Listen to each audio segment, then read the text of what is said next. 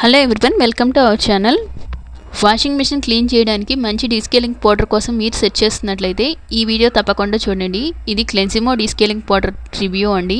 Last కొన్ని months నుండి నేను వాషింగ్ మిషన్ని క్లీన్ చేయలేదు.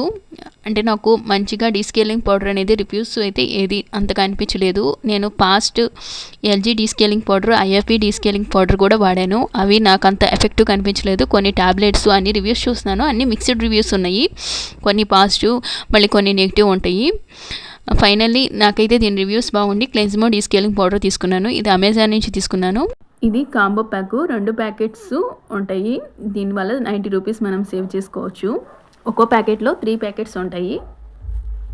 అంటే ఈ ప్యాకెట్ ఒక 6 మంత్స్ వరకు మనకి డీస్కేలింగ్కి సరిపోతుంది.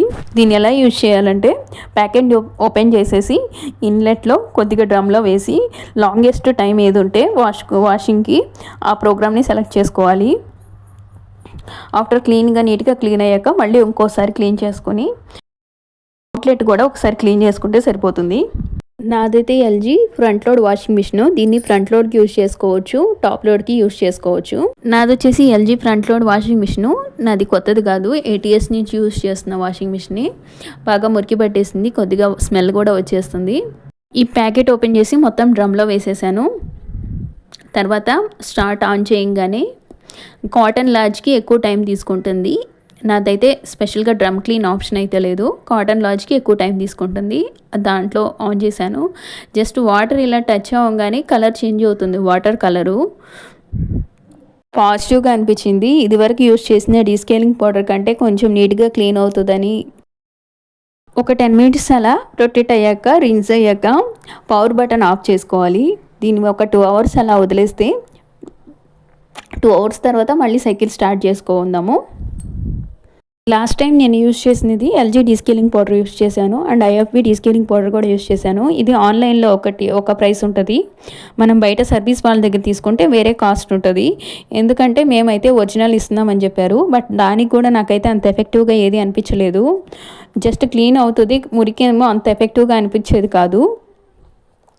అసలు డీస్కేలింగ్ పౌడర్ యూజ్ ఏంటి, మనం పైన క్లీన్ చేసుకోవచ్చు కదా క్లాత్తో నీట్గా అనుకుంటారు. మనం పైన క్లీన్ చేస్తే ఏమవుతుంది అంటే పైన ఉన్న డస్ట్ వరకే క్లీన్ అవుతుంది, బట్ లోపల ఇంకా స్కేల్స్, మనం వేసిన లిక్విడ్ యొక్క డస్ట్ అంతా కలెక్ట్ అయిపోతుంది కదా. దానివల్ల డ్రమ్ము ఫ్రీగా రొటేట్ అవ్వక దాని స్ట్రైన్స్ పడిపోయి దానివల్ల మనకి వాష్ క్వాలిటీ తగ్గుతుంది, మిషన్ లైఫ్ టైం కూడా తగ్గుతుంది. అలా కాకుండా ఉండాలంటే ఎవ్రీ మంత్కి కంపల్సరీ డీస్కేలింగ్ పౌడర్ యూస్ చేసి క్లీన్ చేసుకోవాలి.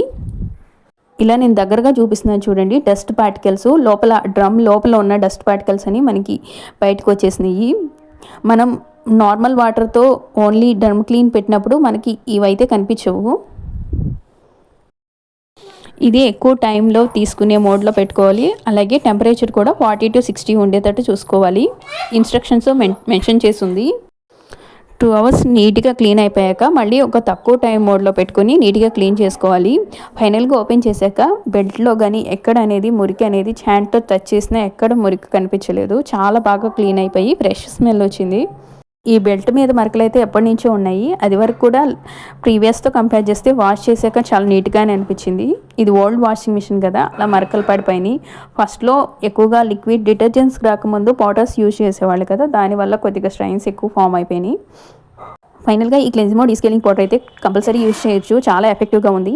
ఒకసారి మీరు కూడా తప్పకుండా ట్రై చేయండి. అండ్ లాస్ట్లో అవుట్లెట్ ఫిల్టర్ క్లీన్ చేసినప్పుడు ఎన్ని హార్డ్ స్కేల్స్ వచ్చినాయో ఒకసారి చూపిస్తాను.